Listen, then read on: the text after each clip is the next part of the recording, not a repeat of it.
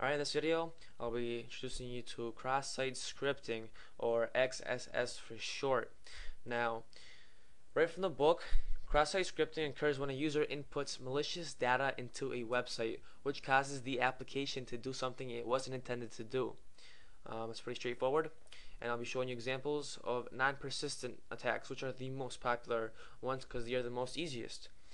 To do that, we'll be injecting HTML or JavaScript into the forms, online forms, and let's look at the first example. Alright, I have a form here, looks like a normal search form, and if I type anything, and hit search, it repeats it out. It repeats it to me on the screen. So this basically says, okay, this might be vulnerable to cross-site scripting. So let's go ahead and try. Some simple HTML, hello, with the H1 tag, with the header tag, which basically enlarges the font. And let's see, and if you click search, there you go. It actually ran the HTML and displayed it in bigger text. This tells us that it is indeed vulnerable to cross-site scripting attacks.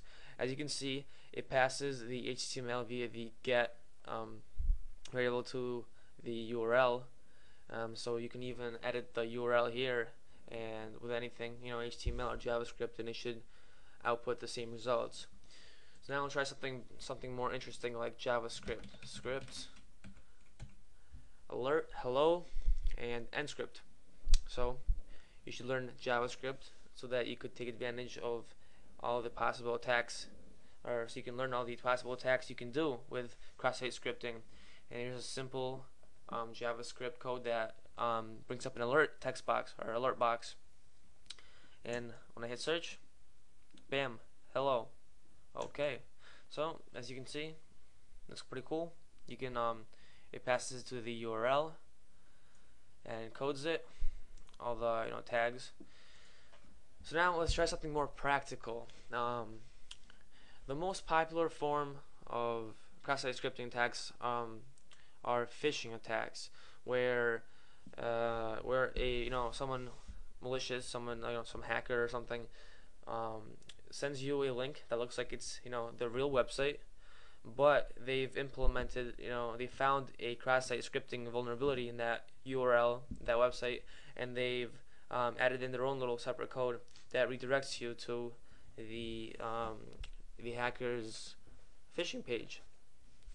Now, a more advanced attack type of attack with the same kind of concept would be adding an iframe to the website with your phishing page included into the actual real page.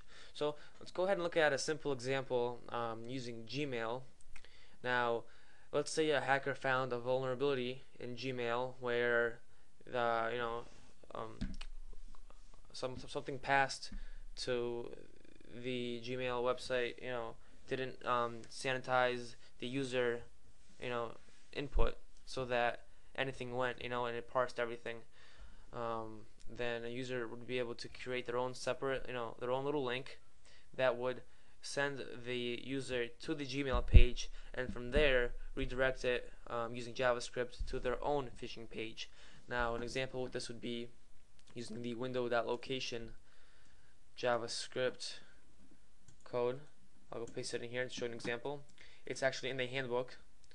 Script window.location equals and the phishing page link, which in my case is http localhost/gmail, and end script.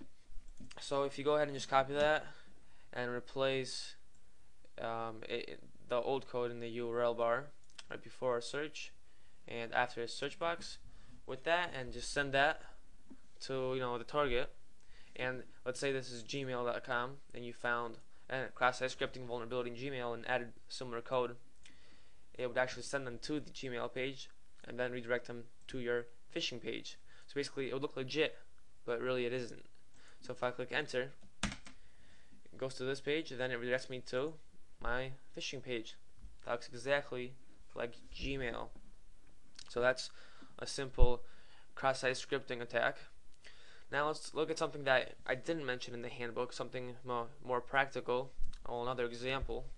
and with another form. But before that, let's go ahead and look at the code for that form we just were at. Here you can see the HTML form code. This basically displays the form, and then the PHP code. First of all, it creates a variable search and then stores the search box contents that you entered into the search box. It passes it to here via get and assigns it to search. Then search is echoed. See, now the problem here is that the coder never actually sanitized the user data. He just took it how it was and he automatically displays it out. He doesn't go through it and look for, characters that shouldn't be in there, like HTML tags and other things. He doesn't search for it and remove them. So basically, he just echoes it out how it is. That's where the problem is. Now let's look at another page. Here we go. Another, regular submit page, little form, and let's look at the code. Now, in this page, it displays the form, and then it checks if message, takes a variable message and assigns the message that you typed into the form, this form here, and assigns it to the variable message via post.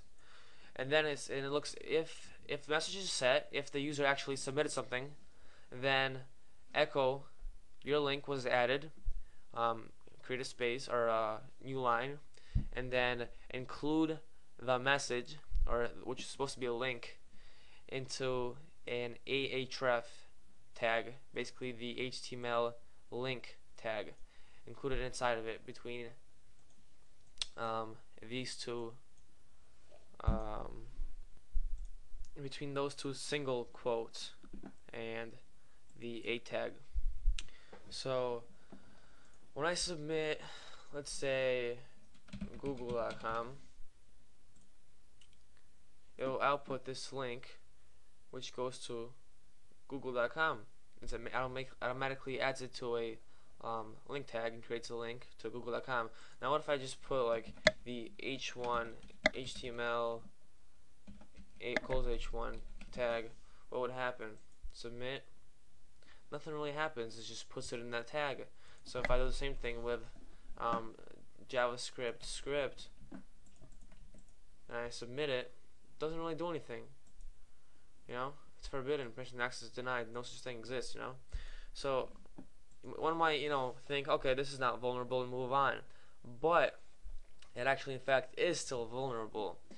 Let's go ahead and look at the code again and look at here.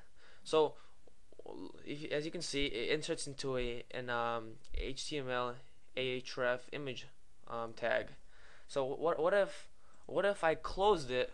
What if I closed it like this, and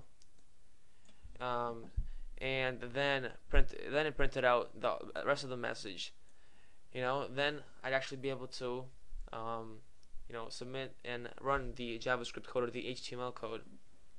So I'll go ahead and show you that and see how that works. So what I would do is close that tag and then start a new one and do my normal JavaScript code. And when I hit submit, bam, it ran it. Hello. So as you can see, you can always work around these kind of things just by closing the tag and opening a new one.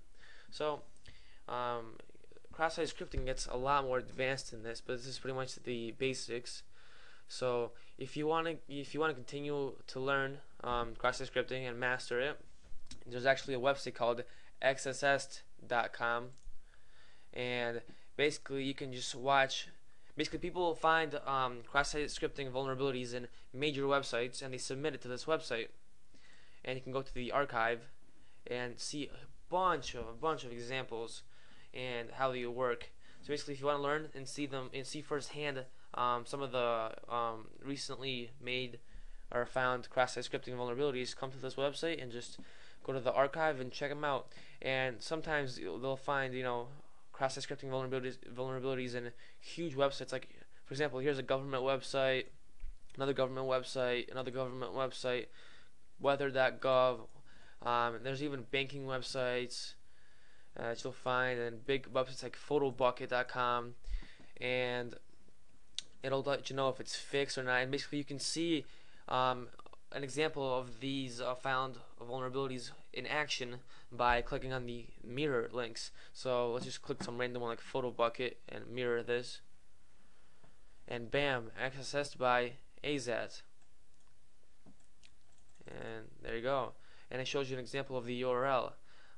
This is pretty much what it took to get this running. Basically, and it shows you firsthand what URL the attacker formed to execute the XSS attack. And there's basically a bunch of them, like pages and pages. So if you go through them and look at examples of a bunch of these attacks, you can get a better idea of how these are executed and what it takes to run something like this.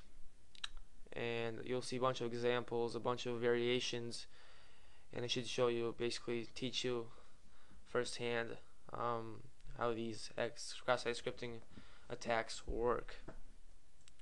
So that's an introduction to cross-site scripting.